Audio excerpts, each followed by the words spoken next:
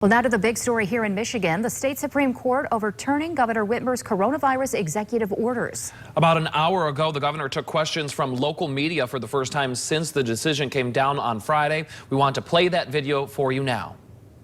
There still is a mask rule under the MDHHS director's epidemic authority, and we know that masks work, and it's on all of us to do our part and to have some personal responsibility to keeping ourselves, our families, and our economy going. How are those health orders enforced? It's my understanding those are only a fine. I mean, you know, what authority does the state have to continue enforcing various orders? Well, Jonathan, we know that the fallout from the Supreme Court determination, the slim majority on a party line vote majority, is still being ascertained. We're studying it to make sure that where we can act, we do. Where there are gaps to be filled, that we work to do that as well. So I think it's premature to tell you exactly how everything's going to play out, but we're working to keep people safe, and I am by no means undeterred or finished trying to protect the health of the people of this state. What do you think of the Attorney General's decision not to criminally go after people who violate the order? And then you mentioned alternative sources, if you will, alternative ways to enforce these orders. Can you delve into that a little bit more? Well, the Supreme Court action on Friday, the Attorney General's initial counsel to us was that it was our order stay in effect for 21 days.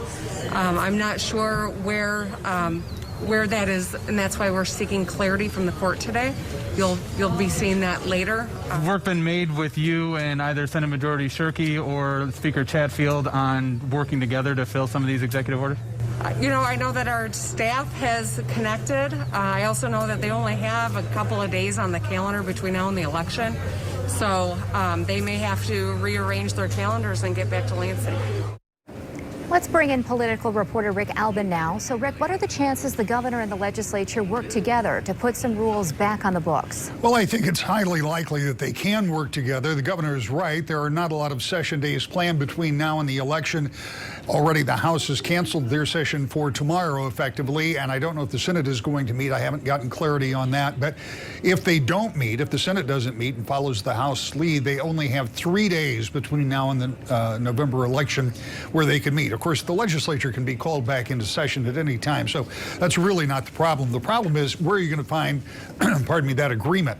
The legislature and the governor were unable to agree early on in this pandemic, and that is why she took the 1945 law and used that as the basis for many of her executive orders over the past 6 months.